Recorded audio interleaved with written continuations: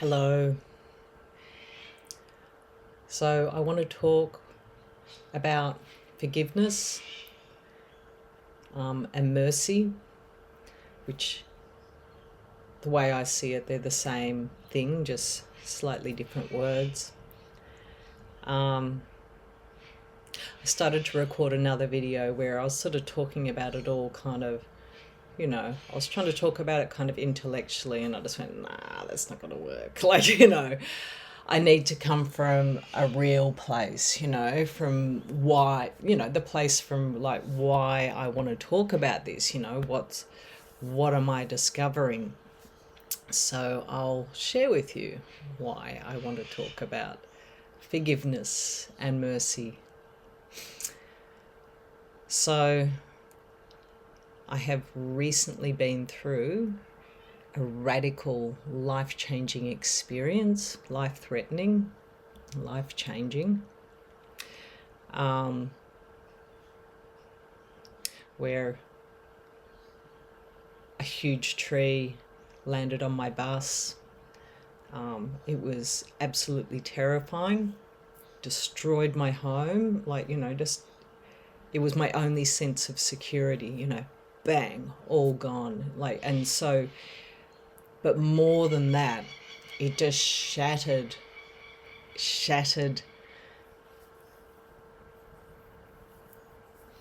me internally. It was just a complete shattering of so many illusions, but also it was a complete shattering of my psychological structure.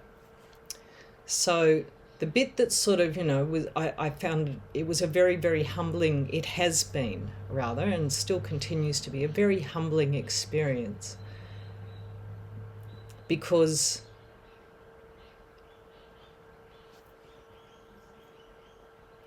I've been experiencing intense waves of a trauma process that's been moving through, and I'm talking about that process in some other videos, and I guess I'll be sort of mentioning a little bit about it here too. So that process has led to me experiencing a lot of mental health turmoil through panic attacks, depression, extreme swings in moods. It's been quite, it's been a real challenge. It's been very, very difficult to deal with. And before the tree landed on the bus, I was I can see I'd built up a very confident spiritual self, and I believed that was me. I believed that was who I am. But I also knew, there was imbalanced psychology, and I knew I was still taking people's, any conflicts, I was still taking things personally. And on the day sort of that it happened, I actually was turning to Gautama Buddha and just saying, can you help me with this? Because, I just was so over, just getting caught in this stupid loop in my mind of feeling upset about other people and what they thought about me, and no amount of sort of trying to get out of the situation and not get engaged in it was helping, because my mind was still going. And so this is the experience that came along to help humble me to see this. And so I think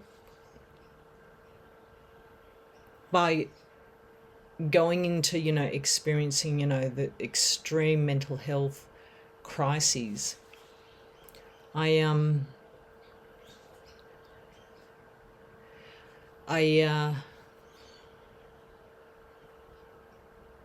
You know, there were times there where I was kind of like, you know, is it going to be like this forever? I don't want to suffer like this forever. I don't want to have to be dealing with major mental health for the rest of my life. You know, is there something wrong with me? And but then, you know, I'd move out of it and I'd sort of see a little bit more.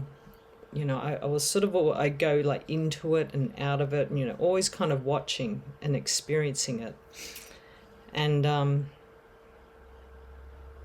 so what I've noticed is, you know, what's sort of dropped away in that I think I've stopped judging myself, because I can see I've stopped judging other people mostly. I think I'm not going to say it's 100%, but, you know, from what I can see so far, I'm not judging people. I see things, you know, I see when there's like, you know, some sort of a game, a power play or an imbalance or something like that, but I'm just seeing like, oh, that's just, you know, their own psychological imbalance, and that's okay because, you know, I've done the same thing, you know, I've been under the same similar illusions, you know, so, you know, it's just the human condition, so I'm okay with that. Um, and also, I'm learning to be like okay with myself. Like, I've been allowing myself to respond to people and to say the things that I never used to say before. Well, no, sometimes I would sort of respond, but it was probably more like a reaction. And I would say what I was thinking. But then when I got the inevitable, you know, reaction in return for, you know, what statement I had made, then I'd feel bad, you know, I'd feel awful and feel like I've made a mistake and I shouldn't have done that.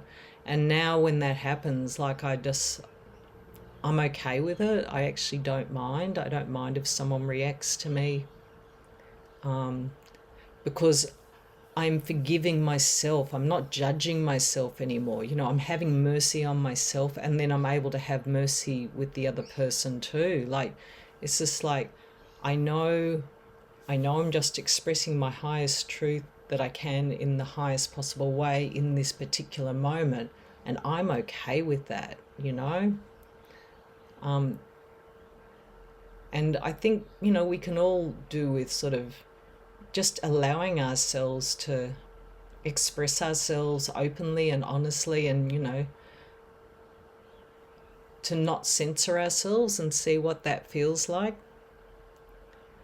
Um, you know, I'm not advocating going around and just saying really awful things to other people, but to see it as, you know, a part of the experiment of consciousness, you know, to see like, how does it make me feel when I say this, you know, what was the delivery of it like, you know, and how do I feel in response to that other person, you know, am I attached to wanting to change them or something? And to really sort of, you know, not through the, you know, the process of energetically interacting with people. Um,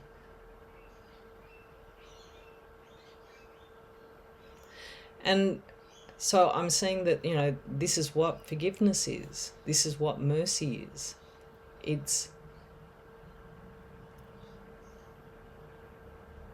just allowing yourself to be yourself, whoever that self might be, because sometimes it may be a separate self, you know. Sometimes it might be the higher self, but how are we going to work it out unless we try, you know? And if we do, if it is a separate self, then that's okay. We don't have to fix it, you know what I mean? We just know, oh, I see what's going on here, and, you know, we can just make a higher choice, you know, just bring some awareness to it and everything. And if other people happen to sort of, you know, see that in us, well, whatever.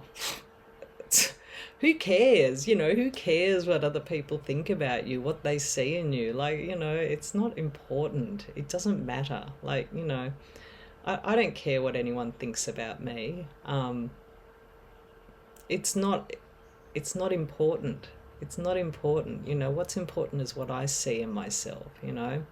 And so, you know, if I can do that for myself, then I can do that for other people and allow other people to just be where they're at, to think what they want to think, and to just see like they're just in the experiment of their own consciousness. So if I let go of like this attachment to, you know, how they should respond to me, or, you know, whether they should react or respond or project or whatever, like if I just let go of that and just let them do whatever they want, then it's setting them free to their own experience, to their own journey, to understand themselves and to grow in consciousness. If I buy into it and get attached to it, then, you know, that's not forgiveness, that's not mercy. It's holding them there in this bind. But, you know, you just step back and go, okay, well, you know, they want to think this, you know, and they, you know, believe I'm,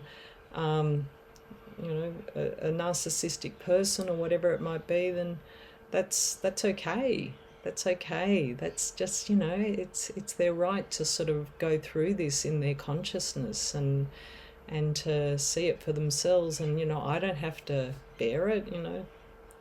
What is that to me? It's nothing, you know.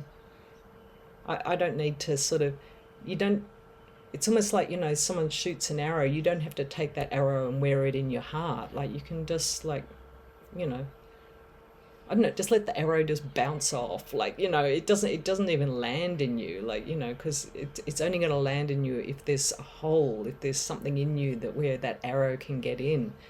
But if your energy field, you know, the sense of power, your sense of self is strong and built up, then the arrow won't get through. And see, even as I said, you know, strong and built up, I can see that before all of this, before the tree landed on, before I went through this radical shift in consciousness, that I had built up like a self that was trying to deflect those arrows. You know, it was very strong. I'm like, yeah, I'll just get it. It's like there's, you know, this, I don't know, this really strong shield that, you know, I'd built and everything. And yeah, that's gone now. That's gone now. I can see that it was just something I was trying to protect myself with, and it was a separate self, but it didn't stop arrows from getting through. It wasn't possible. So they're my thoughts on forgiveness and mercy, my ramblings on forgiveness and mercy. Yeah. Maybe you'll enjoy, maybe not, who knows. Okay, bye-bye.